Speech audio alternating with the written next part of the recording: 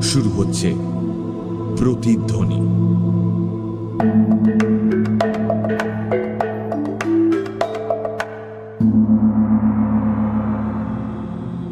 মানুষের চরিত্র যতটুকু দেখেছি তাতে সে শুরু থেকে শেষ পর্যন্ত অবিচলিতভাবে সঙ্গতি ও সামঞ্জস্য রক্ষা করে চলবে এরকম মনে করবার কোনো কারণ ঘটেনি।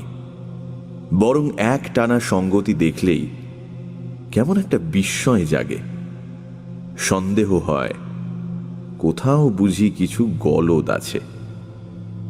কিন্তু যে লোকটার জীবনধারা গত ৩০ বছর ধরে প্রায় একইভাবে বয়ে যাচ্ছে, সে যদি কেবল একটা বাড়ি কেনার ফলে হঠাৎ সম্পূর্ণভাবে বদলে যায়, তাহলে বন্ধু বান্ধবদের মনে উদ্বেগ ও দুশ্চিন্তার সৃষ্টি হওয়া বিচিত্র নয়।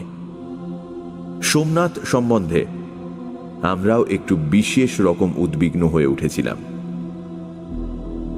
সোমনাথ বড়দার আষাঢ়ে গল্পের আসরে বড় একটা যোগ দিত না বটে, তবু সে আমাদের সকলেরই অন্তরঙ্গ বন্ধু ছিল। একেবারে প্রাণ খোলা লোক, অত্যন্ত মিশুকে ও আমোদে হেসে খেলেই জীবনটা কাটিয়ে দিচ্ছিল। বাবা মৃত্যুকালে টাকা রেখে গিয়েছিলেন, সুতরাং অন্য চিন্তা ছিল না।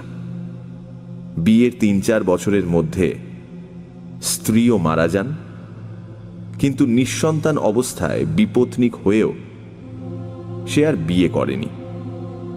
মারাত্মক রকম বদখেয়ালও তার কিছু ছিল না। বিহার প্রান্তের বৈচিত্র্যহীন শহরে জীবনটা নেহাত একঘেয়ে হয়ে পড়লে কলকাতায় গিয়ে কিছুদিন নির্দোষ আমোদ প্রমোদ করে আসত। তারপর আবার খুশি মনে বিলিয়ার্ড খেলায় মনোনিবেশ করত। তার জীবনে একটি মাত্র নেশা ছিল, ওই বিলিয়ার্ড খেলা। সিগারেট পর্যন্ত তাকে কোনোদিন খেতে দেখিনি, কিন্তু শহরে থেকেও সন্ধ্যের পর বিলিয়ার্ড খেলবার জন্য ক্লাবে আসেনি এমন একটা দিনও মনে করতে পারি না। বাড়ি কেনার ব্যাপারটাও যে বিলিয়ার্ড খেলার সঙ্গে ঘনিষ্ঠভাবে যুক্ত তাতে কোনো সন্দেহ নেই। তার পৈতৃক বাড়ি ছিল, বাড়িটা মন্দ নয়, একটু সেকেলে গোছের হলেও ভদ্রলোকের বাসের কিন্তু সম্পূর্ণ উপযোগী। তবু সে ১৭,০০০ টাকা খরচ করে আর একখানা বাড়ি কিনে বসল কেন?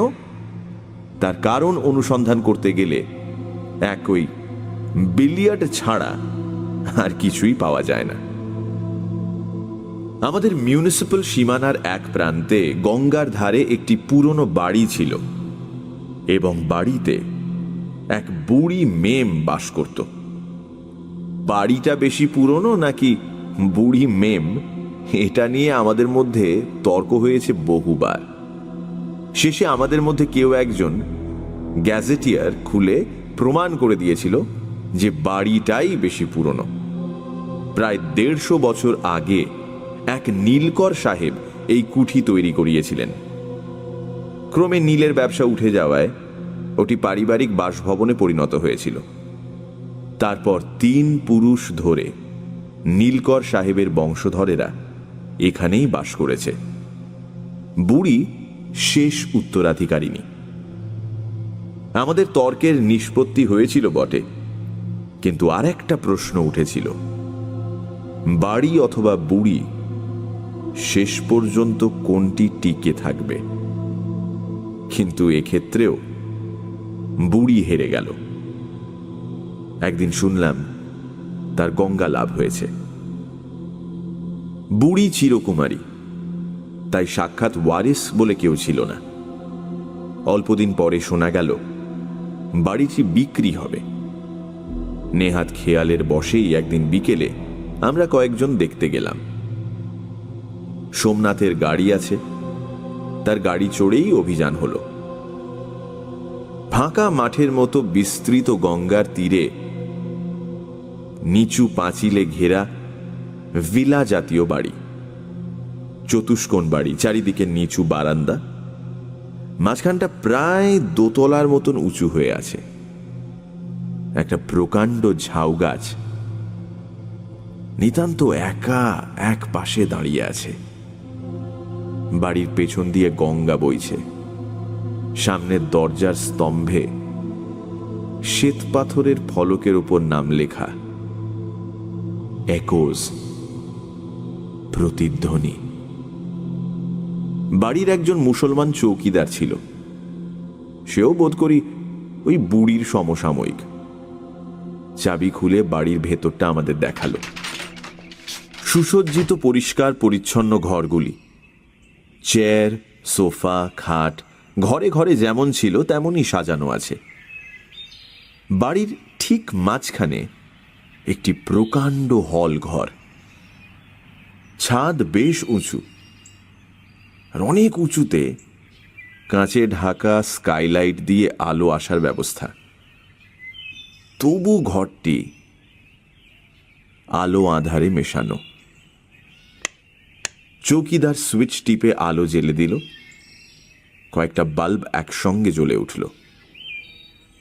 তখন দেখলাম ঘরের মাঝখানে একটা বিলিয়ার্ড টেবিল রয়েছে।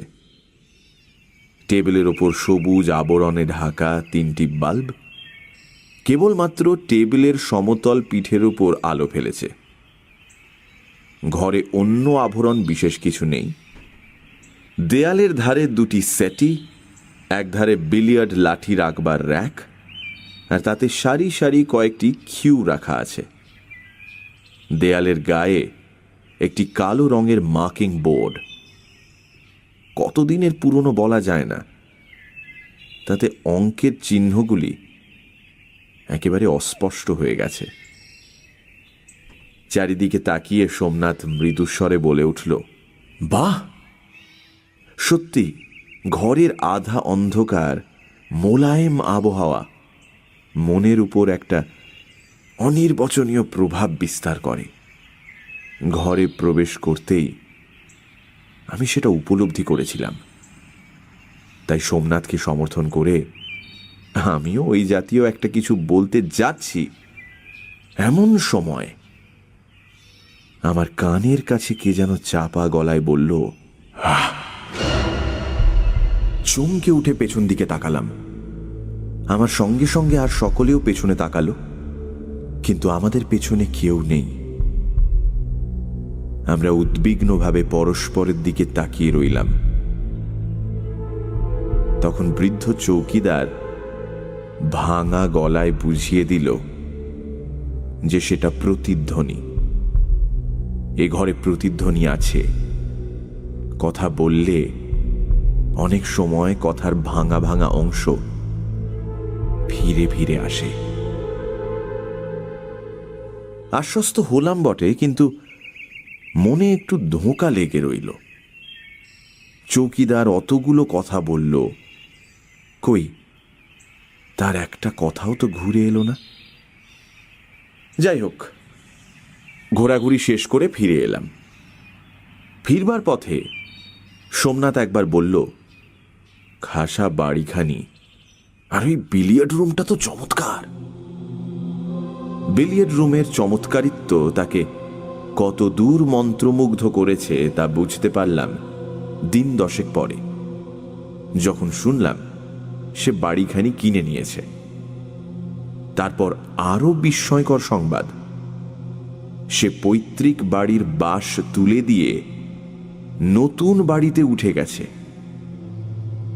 গৃহপ্রবেশের দিন আমাদের সকলকে নেমন্তন্ন করে খাওয়ালো বটে, কিন্তু কেন জানি না সমস্ত ব্যাপারটাতে আনন্দ উৎসবের স্পর্শ টের পেলাম না। কেবলই মনে হতে লাগলো এটা সোমনাথের চিরবিদায় ভোজ। দাঁড়ালো ঠিক তাই। 2 মাইল দূরে উঠে গেলে পুরনো বন্ধু কিছু পর হয়ে যায় না, কিন্তু সোমনাথ যেন মনের দিক দিয়েও আমাদের অনেক দূরে সরে গেল। মাঝে মাঝে সে ক্লাবে আসতো এবং আগের মতো হাসি গল্প করবার চেষ্টা করতো বটে, কিন্তু দেখলাম তার মনটা আগা গোড়া বদলে গেছে। আগে যেমন সমস্ত গল্প, কৌতুক ও খেলায় মন প্রাণ ঢেলে যোগ দিতে পারত, এখন আর তেমন পারে না। তার প্রাণ খোলা হাসিটাও যেন কেমন অন্য মনস্ক হয়ে পড়েছে। যে এতদিন রক্ত মাংসের মানুষ ছিল, সে যেন হঠাৎ অবাস্তব ছায়ায় পরিণত হয়েছে। ক্লাবে বসে সোমনাথ সম্বন্ধেই কথা হচ্ছিল। পৃথ্বী বলল, ক্ষুধিত পাষাণ বাড়িটা সোমনাথকে গিলে খেয়েছে, বুঝলি? কতদিন এদিকে আসেনি? আমার হিসেব ছিল। বললাম, আমাদের নাটকের অভিনয়ের রাতে তাকে শেষ দেখেছি। তা মাসখানেক হলো। অমূল্য বলল, ক্ষুদিত পাষাণ টাষাণ নয়, আসলে নিজের বিলিয়ার্ড টেবিল পেয়েছে, রাত দিন তাই খেলছে। বড়দা একপাশে বসেছিল, কড়িকাঠের দিকে চোখ তুলে বলল, অমূল্য ভুরু তুলে তার দিকে ফিরল। হু মানে কি বলতে চাও? তাকে ভূতে পেয়েছে? বড়দা উত্তর দিল না, কড়িকাঠের দিকে তাকিয়ে রইল। তারপর চোখ নামিয়ে আমাকে লক্ষ্য করে বলল, যে রাতে সোমনাথ আমাদের নেমন্তন্ন করে খাইয়েছিল, সে রাতের কথা মনে আছে? কোন কথা? খাওয়া দাওয়ার পর তুমি আর সোমনাথ বিলিয়ার্ড খেলেছিলে, বোধহয় ভোলনি। আমি বসে তোমাদের খেলা দেখছিলাম। সে সময় তোমার নিজের খেলার কোনো বিশেষত্ব লক্ষ্য করনি? লক্ষ্য যে করেছিলাম তা নিজের কাছেও এতদিন স্পষ্টভাবে স্বীকার করিনি, অথচ বড়দা সেটা লক্ষ্য করেছে।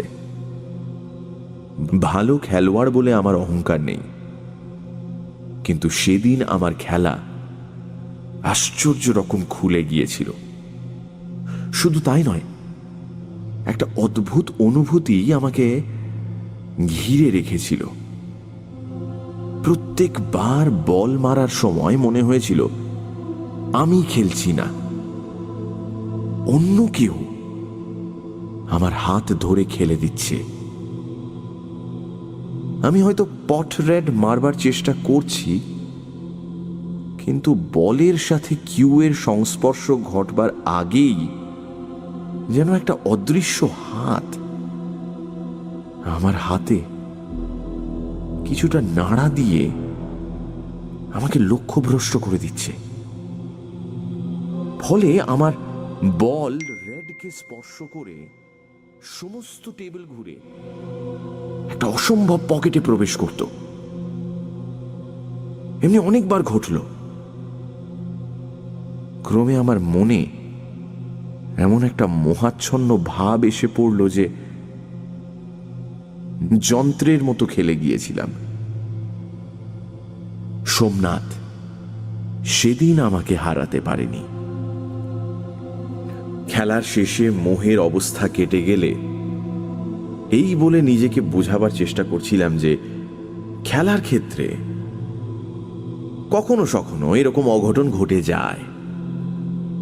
খারাপ খেলোয়াড়ও হঠাৎ ভালো খেলে ফেলে, কিন্তু এর মধ্যে অলৌকিক কিছু আছে সেটা কিন্তু তখন ভাবিনি।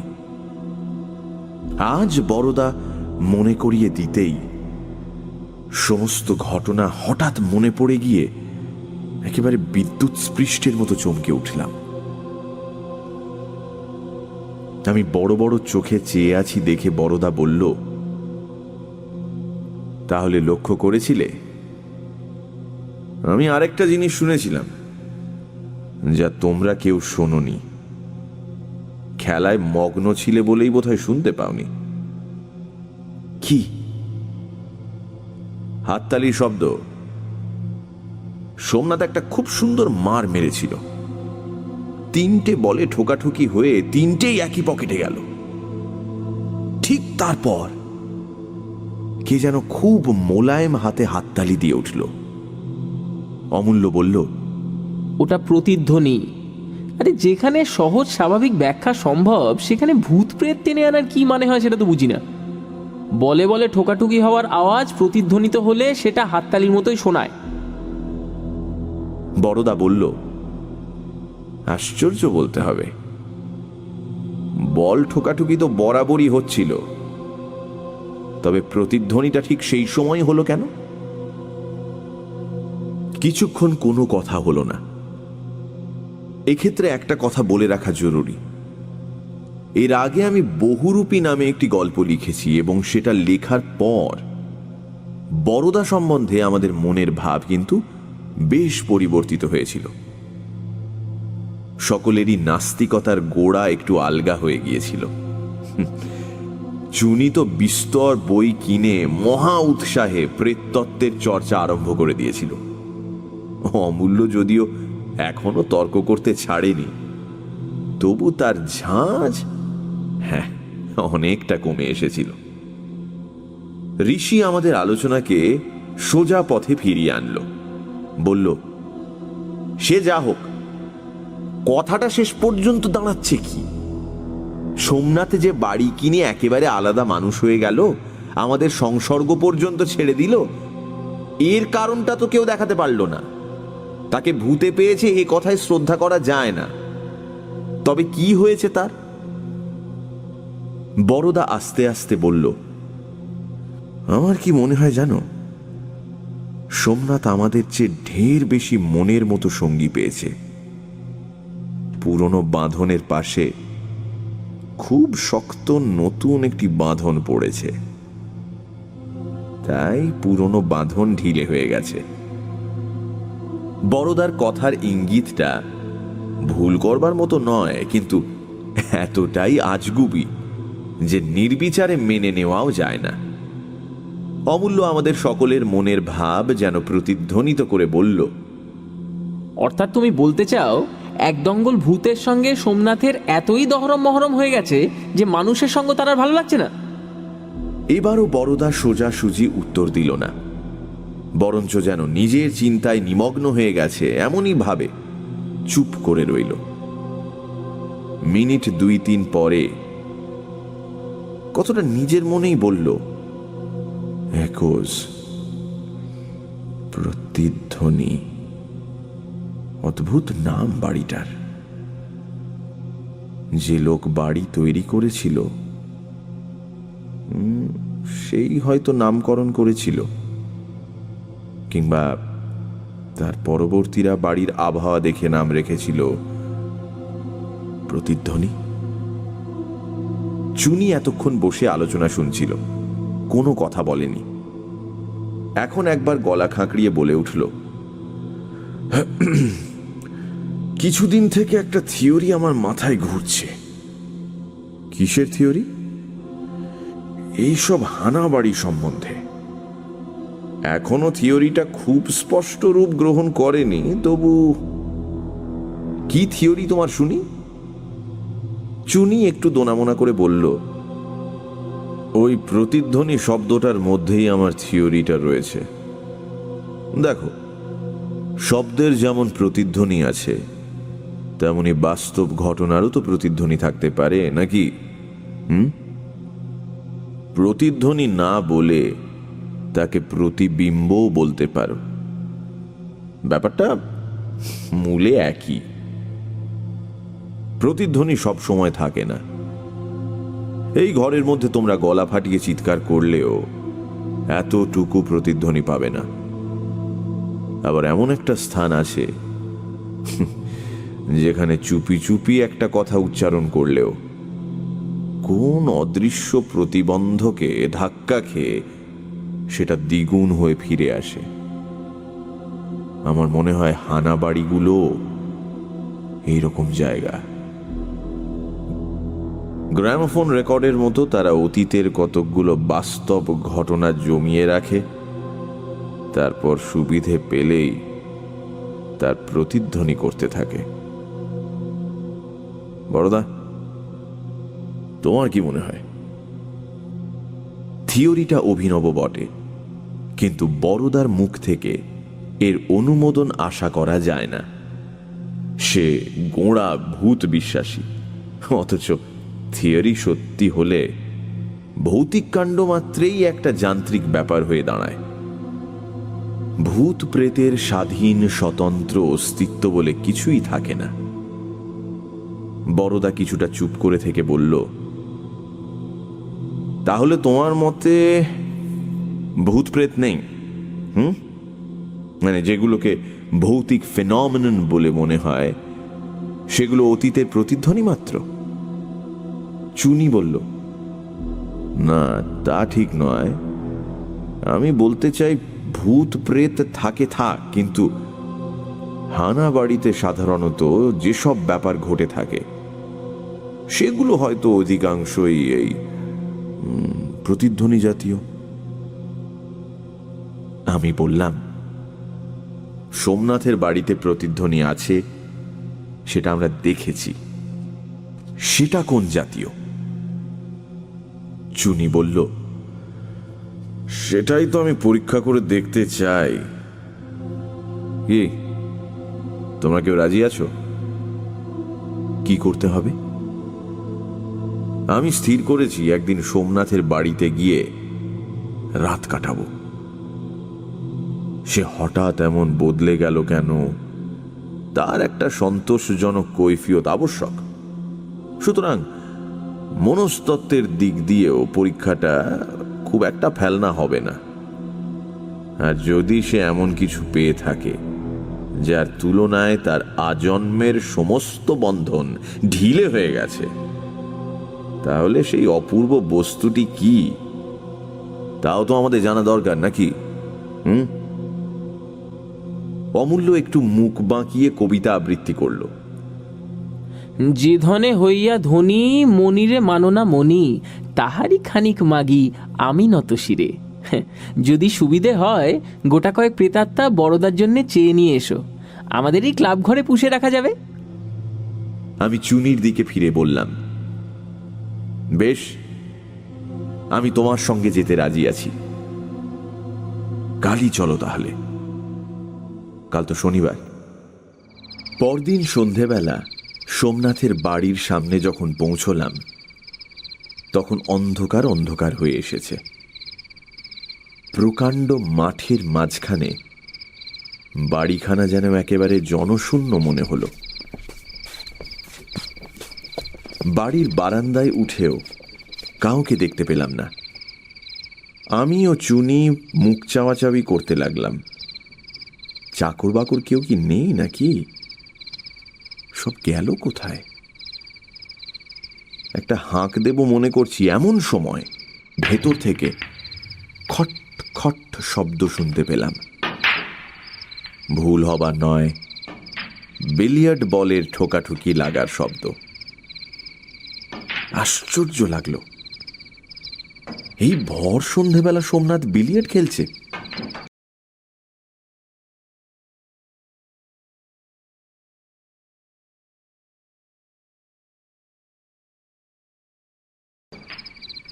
কার সঙ্গে খেলছে? দুজনে ভেতরে প্রবেশ করলাম। কোনো ঘরে এখনো বাতি জ্বলেনি, কেবল বিলিয়ার্ড রুম থেকে আলো আসছে। আমরা চুপচাপ দরজার সামনে গিয়ে দাঁড়ালাম। শুধু টেবিলের উপরকার সবুজ শেড ঢাকা 3টে বাল্ব জ্বলছে। বাকি ঘরটা কিন্তু অন্ধকার। এই আলো অন্ধকারের সীমানায় টেবিলের ধারে দাঁড়িয়ে সোমনাথ এক মনে কিউয়ের ডগায় খড়ি ঘষছে। ঘরে কিন্তু আর কেউ নেই। চুনি বলে উঠল, কি হে, একলাই খেলছো? কে? সোমনাথ চমকে মুখ ফেরালো। তারপর তাড়াতাড়ি দরজার কাছে এসে সুইচ টিপল। ঘরের অন্য আলোগুলো জ্বলে উঠল। আমাদের দেখে সে প্রথমে কিছুক্ষণ নিষ্পলক চোখে চেয়ে রইল, যেন ভালো করে চিনতেই পারল না। আমরাও কিরকম অপ্রস্তুতভাবে তার মুখের দিকে চেয়ে দাঁড়িয়ে রইলাম।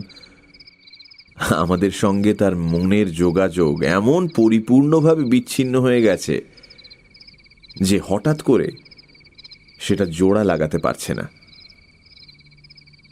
যাই হোক, শেষ পর্যন্ত হাসির একটা চেষ্টা করে সে বলল, আরে তোমরা, তারপর হঠাৎ কি ব্যাপার? সোমনাথের কণ্ঠে যে সহজ অকৃত্রিম সমাদরের সুর শুনতে আমরা অভ্যস্ত, সেটা কিন্তু ফুটে উঠল না। আমি একটু দ্বিধা বোধ করে বললাম, ব্যাপার কিছু নয়, তোমার ঘরকন্যা দেখতে এলুম। একলা বিলিয়ার্ড খেলছিলে নাকি? একলা কথাটা বলেই সে সামলে নিল। মুখের উপর দিয়ে একবার হাত চালিয়ে বলল, হ্যাঁ, একাই খেলছিলাম। এসো বাইরে বসা যাক। ঘরের আলো নিভিয়ে সোমনাথ আমাদের বারান্দায় নিয়ে গিয়ে বসালো। এতক্ষণে বাইরেও অন্ধকার হয়ে গিয়েছিল। ঝাউ গাছটাতে অসংখ্য জোনাকি জ্বলছিল। সে বলল, আলো জ্বেলে দেব না অন্ধকারেই বসবে? চুনি বলল, ক্ষতি কি, অন্ধকারেই বসা যাক। বেতের মোড়ায় তিনজনে চুপচাপ বসে আছি, কারুর মুখে কথা নেই। হঠাৎ সোমনাথ বলল, চা খাবে? চুনি উত্তর দিল, না, আমরা চা খেয়ে বেরিয়েছি। তারপর একবার গলাটা ঝেড়ে বলল, তুমি দিন দিন যেরকম ডুমুর ফুল হয়ে উঠছ, ভয় হলো দুদিন বাদে হয়তো চিনতেই পারবে না। তাই আজ তোমার বাড়িতে রাত কাটাবো বলে এসেছি। পুরনো বন্ধুত্ব মাঝে মাঝে ঝালিয়ে নিতে হবে তো। এক মুহূর্ত সোমনাথ জবাব দিল না। তারপর যেন একটু বেশি মাত্রায় জোর দিয়েই বলে উঠল, বেশ তো, বেশ তো, তা দাঁড়াও, আমি আসছি। কোথায় যাচ্ছ? বাবুর্চিটাকে খবর দিই, তোমাদের খাওয়া দাওয়ার ব্যবস্থা করতে হবে তো। এই বলে সোমনাথ উঠে গেল। মনে মনে ভারী কুণ্ঠা বোধ করতে লাগলাম। বন্ধুত্বের দাবিতে আতিথ্য গ্রহণ করতে গিয়ে অপরপক্ষের মনে ওই আগ্রহের অভাব আছে এরকম আভাস পেলে কষ্টের আর অন্ত থাকে না। সোমনাথ বাইরে থেকে বন্ধুত্বের ভান করছে বটে, কিন্তু ভেতর থেকে যে সে আমাদের সাহচর্য চায় না, সেটা বুঝতে খুব একটা কষ্ট হলো না। আগেকার অবাধ স্বচ্ছন্দ আত্মীয়তা, না, সেটা আর নেই। শুধু তাই নয়, আমরা হঠাৎ এসে পড়ায় সে বিশেষ বিব্রত হয়ে পড়েছে, যেন তার সুনিয়ন্ত্রিত কাজের মধ্যে আমরা একটা বাধা ঘটাচ্ছি। চুনি খাটো গলায় বলল, কি হে, কিরকম মনে হচ্ছে? সুবিধের নয়, ফিরে গেলেই বোধহয় ভালো হতো। থাকতে হবে। চুনি আরো কিছু বলতে যাচ্ছিল, কিন্তু থেমে গেল। পরিপূর্ণ অন্ধকারে কেউ কাউকে দেখতে পাচ্ছিলাম না। অস্পষ্ট শব্দে বুঝলাম সোমনাথ ফিরে এসে মোড়ায় বসেছে। মোড়ার মচমচ শব্দ যে আমি শুনেছিলাম, সেটা শপথ করে বলতে পারি। চুনি সহজ আলাপের সুরে সোমনাথকে উদ্দেশ্য করে বলল, তারপর একলা থাকতে তোমার কোনো কষ্ট হচ্ছে না? সোমনাথ উত্তর দিল না।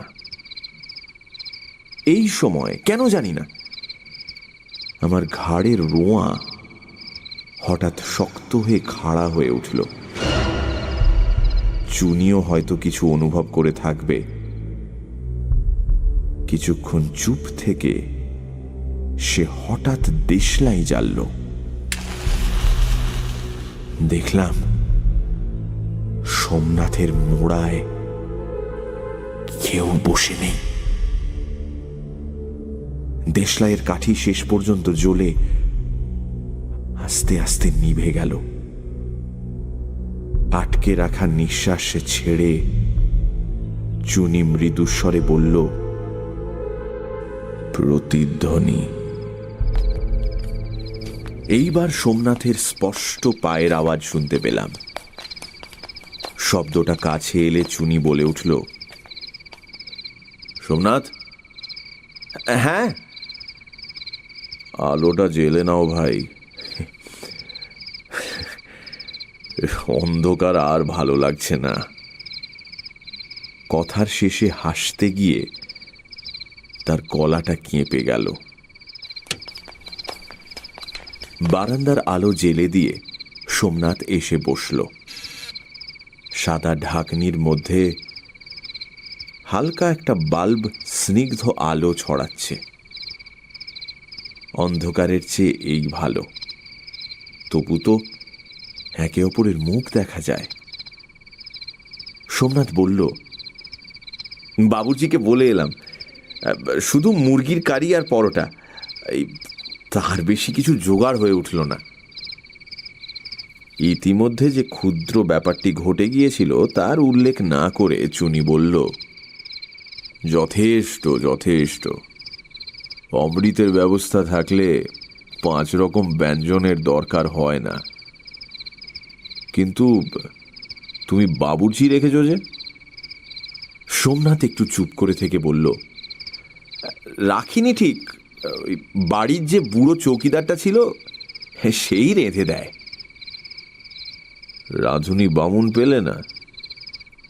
দরকার বোধ করি না, তাছাড়া আমি একলা মানুষ। চাকরও তো দেখছি না, চাকর রাখুনি কেন? হ্যাঁ, রেখেছিলাম একজন, কিন্তু রইল না। চুনি মোড়া টেনে নিয়ে সোমনাথের আরো কাছে গিয়ে বসল। বলল, আসল কথাটা কি বলো তো সোমনাথ, বাড়িতে কিছু আছে না? মুখে একটা বিস্ময়ের ভাব এনে সোমনাথ বলল, কি থাকবে? সেই কথাই তো জানতে চাইছি। শহরের এক কোনায় এই পুরনো বাড়ি, চাকর বামুন থাকতে চায় না। কিছু থাকা এত বিচিত্র নয়। সোমনাথের চোখের উপর অদৃশ্য পর্দা নেমে এলো। সে হাসবার একটা ব্যর্থ চেষ্টা করে বলল, পাগল না খ্যাপা, ওসব কিছু নয়। শহর থেকে দূর পড়ে, তাই চাকর বাকর থাকতে চায় না। বুঝলাম কিছু বলবে না। ইচ্ছে করলে যে অনেক কিছু বলতে পারে তাও বোঝা গেল, কারণ সোমনাথ মনের ভাব গোপন করতে পারে না। মুখে চোখে সেটা প্রকাশ হয়ে যায়। কিন্তু লুকোতে চাইল কেন? যেটা সে জেনেছে তার কোনো অংশীদার রাখতে চায় না। কৃপণের মতো একা ভোগ করতে চায়, কিংবা অবিশ্বাসীর ব্যঙ্গ বিদ্রুপের ভয় বলতে চায় না। চুনি কিন্তু ছাড়বার পাত্র নয়। সোজাসুজি জেরায় ফল হলো না দেখে সে এবার অন্য পথ ধরল। কিছুক্ষণ এ কথা সে কথার পর হানাবাড়ি সম্বন্ধে নিজের থিওরির কথা বাড়ল। বেশ ফলাও করে লেকচারের ভঙ্গিতে ব্যাখ্যা করে নিজের থিওরির সম্ভাব্যতা প্রমাণ করতে লাগল। সোমনাথও দেখলাম এক মনে গালে হাত দিয়ে শুনছে। ইতিমধ্যে আমাদের চারপাশে যে একটি অতীন্দ্রিয় ব্যাপার ঘটতে আরম্ভ করেছে তা বোধ করি এরা দুজনে জানতে পারেনি। প্রথমটা আমিও লক্ষ্য করিনি, কিন্তু হঠাৎ এক সময় মনে হলো কারা যেন নিঃশব্দে এসে আমাদের ঘিরে দাঁড়িয়ে এক মনে চুনির কথা শুনছে। চোখে কিছুই দেখলাম না, এমনকি কানে যে কিছু শুনেছিলাম এমন কথাও জোর করে বলতে পারি না। তবু কেমন করে এই অদৃশ্য আবির্ভাবের কথা জানতে পারলাম তা আমার কাছে এক প্রহেলিকা। কিন্তু জানতে যে পেরেছিলাম তাতে বিন্দু মাত্র সন্দেহ নেই। এটা অনুমান বা উত্তেজনার ফলে কল্পনার কোনো রূপ নয়, স্পর্শ করবার মতো অত্যন্ত বাস্তব অনুভূতি। অস্পষ্ট আলোয় তাদের দেখতে পাচ্ছি না বটে, কিন্তু তারা যে আমাদের গা ঘেঁষে দাঁড়িয়ে মন দিয়ে চুনির কথা শুনছে, সেটা প্রত্যক্ষ অনুভূতির মতোই সত্য। ক্রমে একটি হালকা সুগন্ধ নাকে আসতে লাগলো। তাজা ফুলের বা আতর এসেন্সের গন্ধ নয়, পপৌরির মতো একটু বাসি অথচ সুমিষ্ট সৌরভ। ধীরে ধীরে গন্ধ স্পষ্ট হয়ে উঠতে লাগলো। তখন বুঝতে পারলাম জিয়ানো ল্যাভেন্ডার ফুলের গন্ধ। চুনি তখনও থিওরি ব্যাখ্যা করছিল, তাই গন্ধ নাকে গেলেও সে মনে হয় ওটা লক্ষ্য করেনি। আলোচনা শেষ করে সে বলল, অবশ্য এটা আমার মন গড়া কাল্পনিক থিওরি, তবু কিছু ভিত্তি কি এর নেই? তোমার কিরকম মনে হচ্ছে? সোমনাথ মুখ তুলে বোধ করি একটা কিছু উত্তর দিতে যাচ্ছিল, চুনি হঠাৎ চারিদিকে চেয়ে বলল, গন্ধ, কিসের একটা গন্ধ। আমি বললাম, পেয়েছ তাহলে? ল্যাভেন্ডারের গন্ধ। সোমনাথের চোখের মধ্যে যেন বিদ্যুৎ খেলে গেল।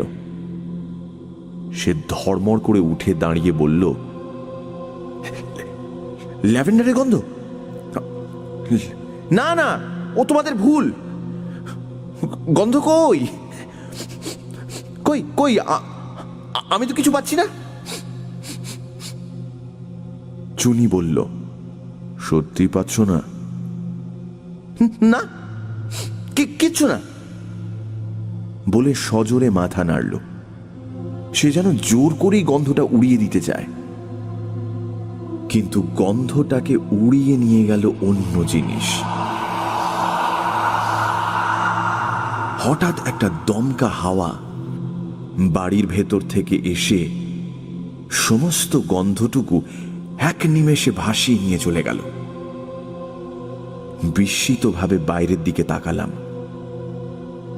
ঝাউ গাছের জোনাকি ঘেরা বিরাট দেহ অন্ধকারে চোখে পড়ল। ঝাউ গাছ একেবারে নিস্তব্ধ। অল্পমাত্র বাতাস বইলে যে গাছ মর্মর ধ্বনি করে ওঠে, তাতে শব্দমাত্র নেই। সোমনাথ আবার মোড়ায় বসে পড়ল। চুনি প্রখর জিজ্ঞাসু চোখে চারিদিকে চেয়ে রইল। আমি নিচু স্বরে বললাম, চলে গেছে। যারা এসেছিল তারা আর নেই। চুনি, গন্ধটাও কি প্রতিধ্বনি? তারপর অনেক এলোমেলো আলোচনার মধ্যে দিয়ে খাবার খাওয়ার আগের ঘন্টা দুয়েক সময় কেটে গেল। সোমনাথ মুহ্যমান হয়ে রইল। আমরাও মনের মধ্যে একটা নামহীন অস্বাচ্ছন্দ্য নিয়ে বসে রইলাম। অসাধারণ আর কিছু অনুভব করলাম না। যারা এসেছিল তারা যেন আমাদের অধিকার বহির্ভূত কৌতূহল দেখে সন্ত্রস্তভাবে চলে গেছে। নিঃশব্দে খাওয়া দাওয়া শেষ হলো। বুড়ো চৌকিদার পরিবেশন করল। অনুভবে বুঝলাম সেও আমাদের উপর খুশি নয়। তার সাদা ভুরু দুটো নীরবে আমাদের ধিক্কার দিতে লাগলো। অবরোধের পর্দার ভেতর উঁকি মারবার চেষ্টা করে আমরা যেন বর্বরচিত অশিষ্টতা দেখিয়েছি। বারান্দার এক প্রান্তে 3টি ক্যাম্প খাট পেতে শোয়ার ব্যবস্থা হয়েছিল। তাড়াতাড়ি শুয়ে পড়লাম। কোনো মতে রাতটা কাটলে যেন বাঁচা যায়। 3 জনে পাশাপাশি শুয়ে আছি, কথাবার্তা নেই। চুনি শুয়ে শুয়ে সিগারেট টানছে। অন্ধকারে তার সিগারেটের আগুন উজ্জ্বল হয়ে আবার নিস্তেজ হয়ে পড়ছে। সোমনাথ একেবারে নিশ্চল হয়ে আছে, হয়তো ঘুমিয়ে পড়েছে। কয়েকটা জোনাকি আমাদের বিছানার চারিপাশে উড়ে উড়ে যেন পাহারা দিচ্ছে। নানা কথা মনে আসতে লাগলো। আজ যা যা ঘটেছে চুনির থিওরির সাথে তা একেবারে বেখাপ্পা নয়। তবু যারা চুনির কথা শুনেছিল তারা কি শুধুই অতীতের প্রতিবিম্ব? সোমনাথ এ বিষয়ে এমন একগুঁয়েভাবে নীরব কেন? অতীতের ছায়ার সাথে বর্তমানের মানুষের এমন সাক্ষাৎ সম্বন্ধ ঘটে কি করে? আর যদি সজীব স্বতন্ত্র আত্মা হয় তবে ওরা কারা? ল্যাভেন্ডার ফুলের গন্ধ কেন এলো? সেকালে ইংরেজ মেয়েদের ল্যাভেন্ডার ফুল একটা শৌখিনতা ছিল শুনেছি। সেই গন্ধ অতীতের কোন দেহ সৌরভের সাথে মিশে ভেসে এলো?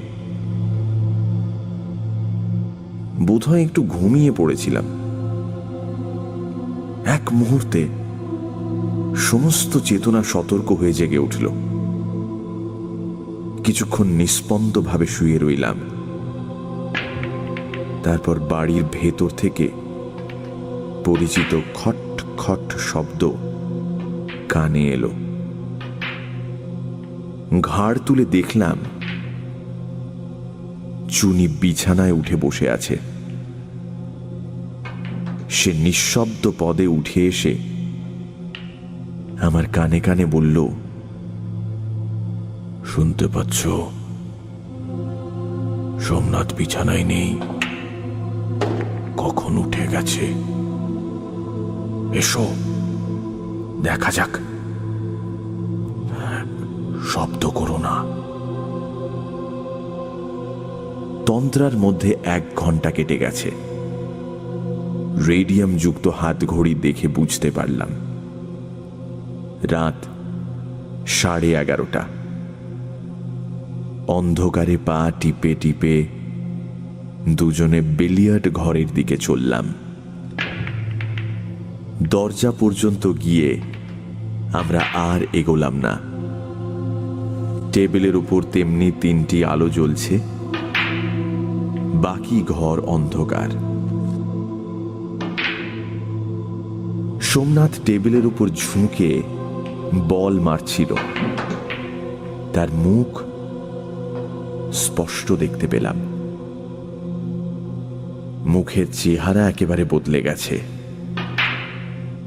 সন্ধেবেলার সেই অবসাদগ্রস্ত মুহ্যমান ভাব আর নেই। চোখের দৃষ্টি উজ্জ্বল, খেলার আনন্দ প্রত্যেকটা হাত পা নাড়ার মধ্যে দিয়ে বের হচ্ছে। মনে পড়ল কয়েক মাস আগে সোমনাথ এমনই ছিল। বাড়ি কেনবার পর থেকে তার এই প্রাণ খোলা আমোদে মেতে ওঠা মূর্তি আর চোখে পড়েনি। বল মেরে সোমনাথ হালকা একটু হেসে উঠল। তারপর নিজেই সচকিতে ঠোঁটের উপর আঙুল রেখে মৃদু স্বরে কি একটা বলল।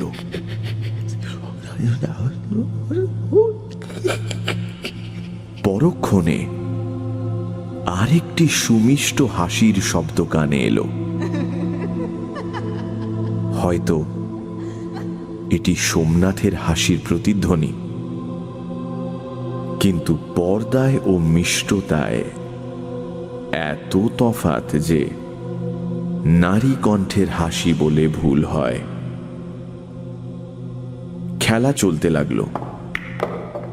সোমনাথ একা খেলছে, তবু যেন একা খেলছে না, কারোর সাথে কৌতুকপূর্ণ প্রতিযোগিতা চলছে সোমনাথের। সম্মোহিতের মতো দরজার বাইরে দাঁড়িয়ে দেখতে লাগলাম। সোমনাথ খেলছে, মৃদুস্বরে কাঠের সঙ্গে যেন কথা বলছে, সাবধানে গলা নামিয়ে হাসছে, প্রতিধ্বনিও তার সাথে তাল রেখে চলেছে। কখনো ভারী গলায় গম্ভীর আওয়াজ হচ্ছে, আবার কখনো কোমল কণ্ঠের অর্ধোচ্চারিত মৃদু ভাষণ কানে কানে অর্থহীন কথা বলে যাচ্ছে। সমস্তটাই যেন চুপি চুপি, লুকিয়ে লুকিয়ে ঠাট্টা তামাশা চলছে। তাই রঙ্গরস আরো গাঢ় হয়েছে। বুঝতে পারলাম আমরাই এই লুকোচুরির লক্ষ্যবস্তু।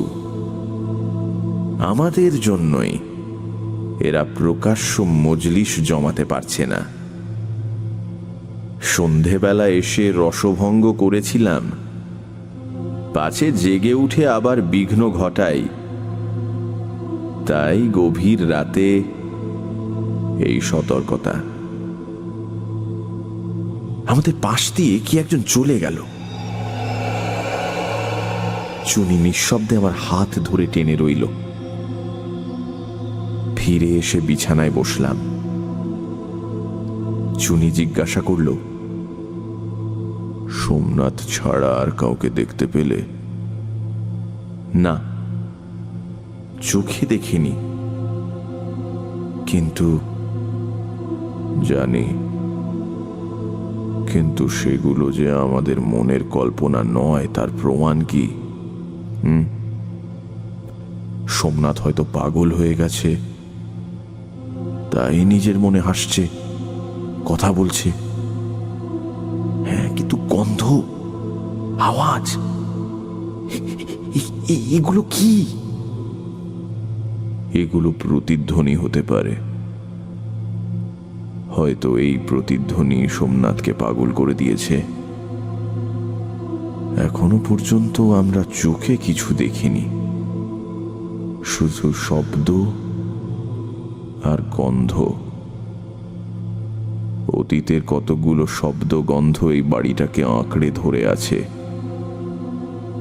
তাতে দেহ বিমুক্ত স্বতন্ত্র আত্মার অস্তিত্ব প্রমাণ হয় না। প্রমাণ যে হয় তার পরিচয় সঙ্গে সঙ্গে পেলাম। জোনাকির উল্লেখ আগে কয়েকবার করেছি, এখন দেখলাম কয়েকটা জোনাকি আমাদের মুখের সামনে এসে শূন্যে তাল পাকাতে লাগলো। তাদের সঞ্চরমান নীল আলো ক্রমশ ঘনীভূত হয়ে জমাট আকার ধারণ করছে।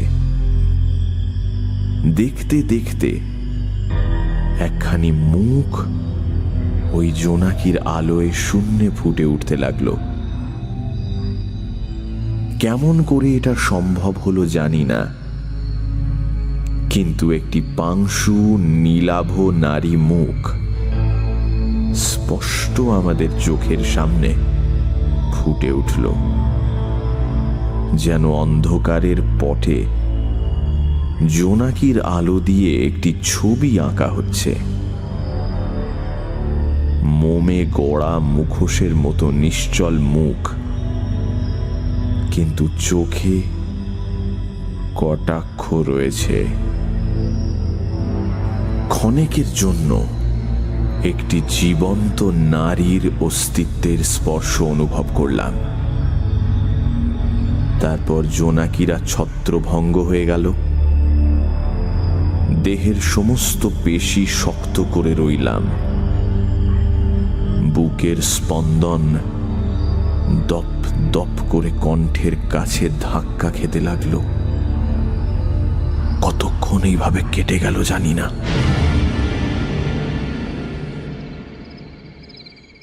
আমি প্রথম কথা বললাম। চুনি, এবার চোখে দেখা হয়েছে? এও কি প্রতিধ্বনি? চুনি উত্তর দিল না।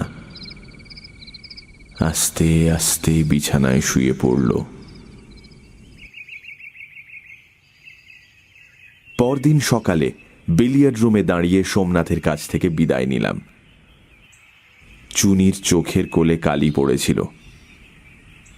সম্ভবত আমার মুখখানাও নিশ্চিহ্ন ছিল না, কিন্তু আয়নার অভাবে নিজের অবস্থা ঠিক বুঝতে পারছিলাম না। চুনি বলল, একটা রাত তোমাকে খুবই জ্বালাতন করলুম, কিছু মনে করো না সোমনাথ। সোমনাথ বলল, না না, সে কি কথা। চুনি বলল, যা হোক, আমাদের দিক থেকে অভিযান একেবারে নিষ্ফল হয়নি, কতকগুলো নতুন অভিজ্ঞতা লাভ করা গেল। আমাদের দুঃখ শুধু এই যে তোমার অভিজ্ঞতা তুমি আমাদের কাছে লুকিয়েই রাখলে, প্রকাশ করলে না।